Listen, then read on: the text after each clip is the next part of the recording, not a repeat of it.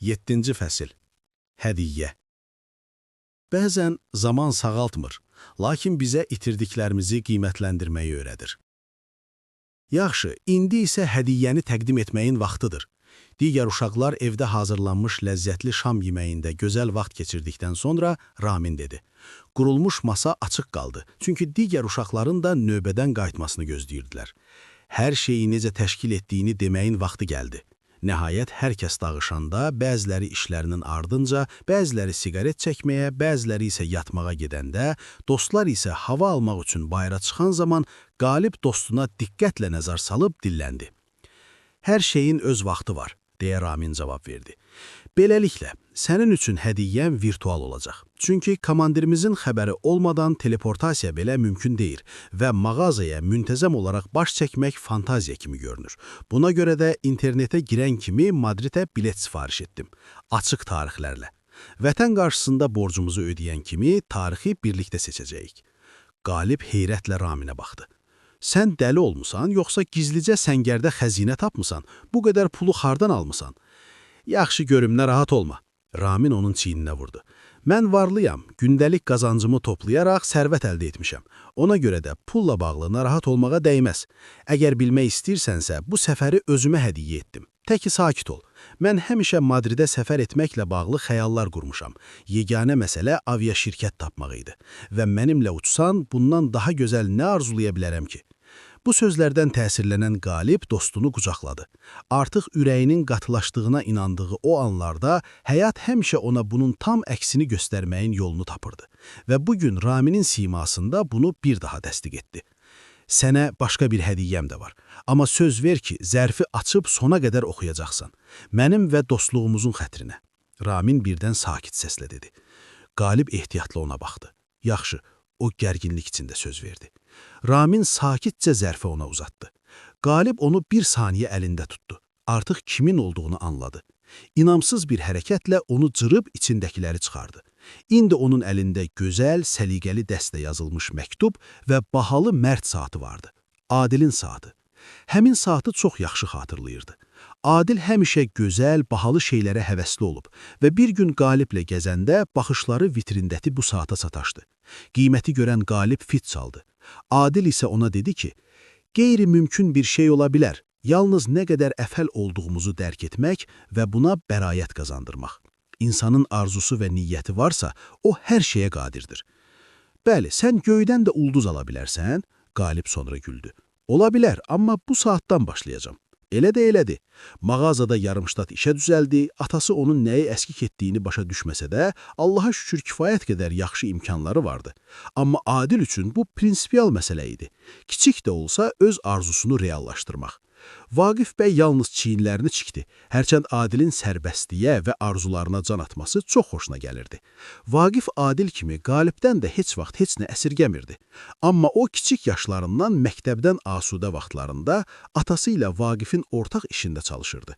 Vaqif vicdanla atasının payını ayrıca bank hesabına qoysa da, Qalib yenə də hər fürsətdə emaltıxanaya gəlib kömək etməyə, eyni zamanda öyrənməyə can atırdı. Qalib Adilə bu saatı almağa təklif etsə də, Adil inadkar idi. Onu alın təri ilə qazandığı halal pulu ilə almaq istəyirdi.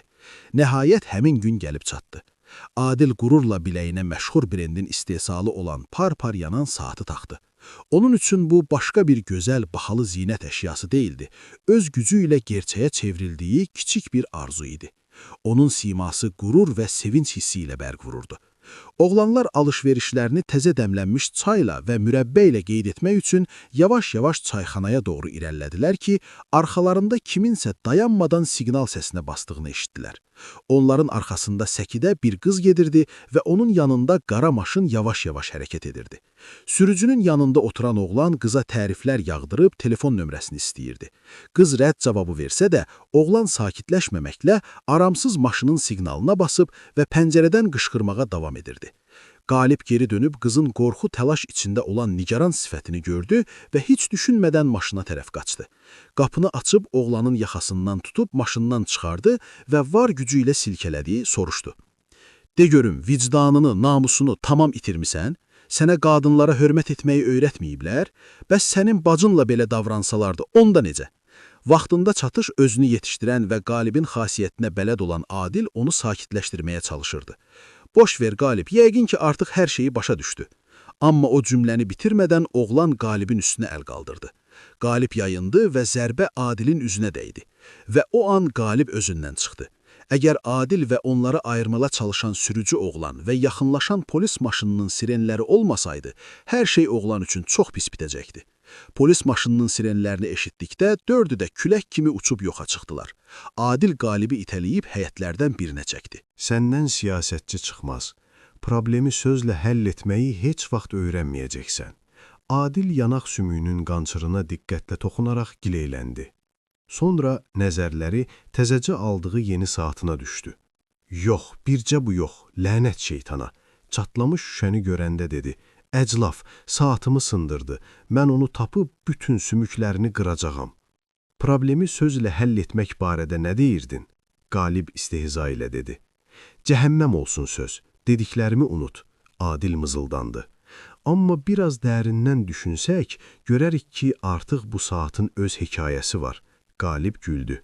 Hələ pul qazanmaq üçün piştaxta arxasında keçirdiyin günlərdən daha maraqlı hekayə. Sən olan gün başımıza gəlməyən qalmır. Adil gülərək ah çəkdi.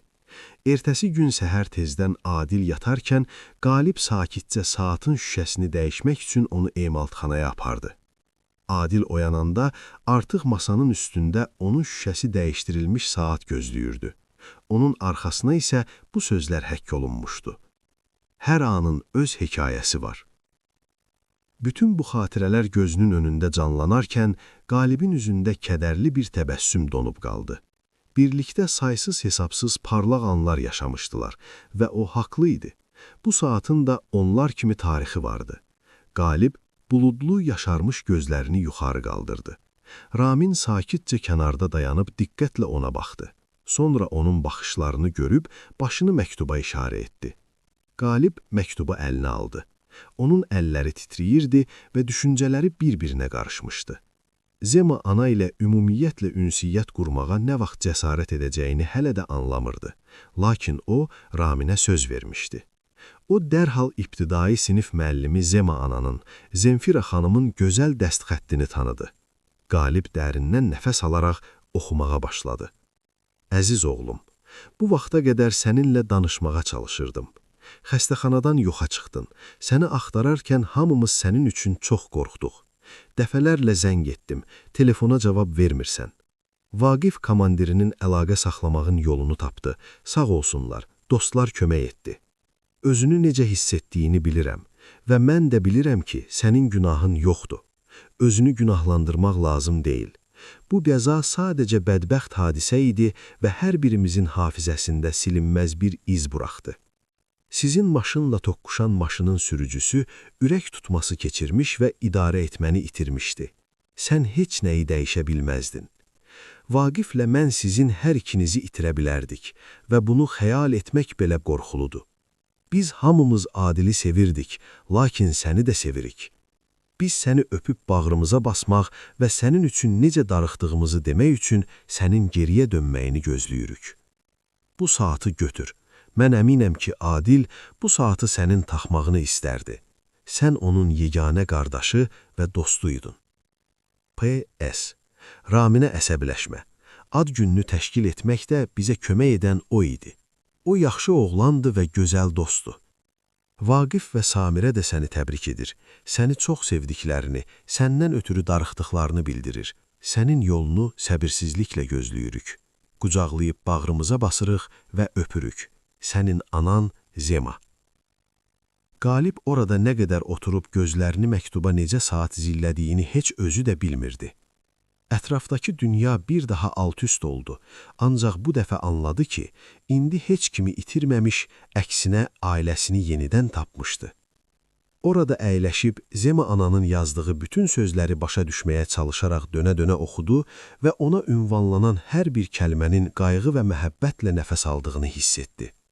Və o Vaqiflə iş barədə apardığı söhbətlər, anasının sonsuz qayğısı, böyük bacısı Samirənin zarafatları üçün nə qədər darıxdığını anladı. İndi o çox vacib bir şeyi dərk etdi. Adili itirsə də, amma onları, ailəsini itirməyə hazır deyil. Məktubu cibinə qoyub, saatını qoluna taxan Qalib arxaya çevrildi. Ramin heç yerdə yox idi. Çox güman ki, onu düşüncələri və həyəcanı ilə baş-başa buraxmaq qərarına gəlmişdi. Qalib dərindən ah çəkdi, qətiyyətlə ayağa qalxıb kazarmaya getdi. Yolda Raminin oğlanlara lətifə danışdığını gördü. O, görünsə də özünü o yerə qoymadı, görünür ona düşünmək üçün vaxt vermək istədi. Lakin gecə yarısını keçənsə də Qalib heç cürə yuxuya gedə bilmirdi. Gözləri bağlı yatanda Raminin çarpayısına yaxınlaşdığını və görünür necə olduğunu anlamaq üçün bir dəqiqə ona baxdığını eşitdi. Amma Qalib özünü yatmış kimi göstərdi. O hələ heç kimlə danışmağa hazır değildi və düşüncələri ilə baş-başa qalmaq istəyirdi.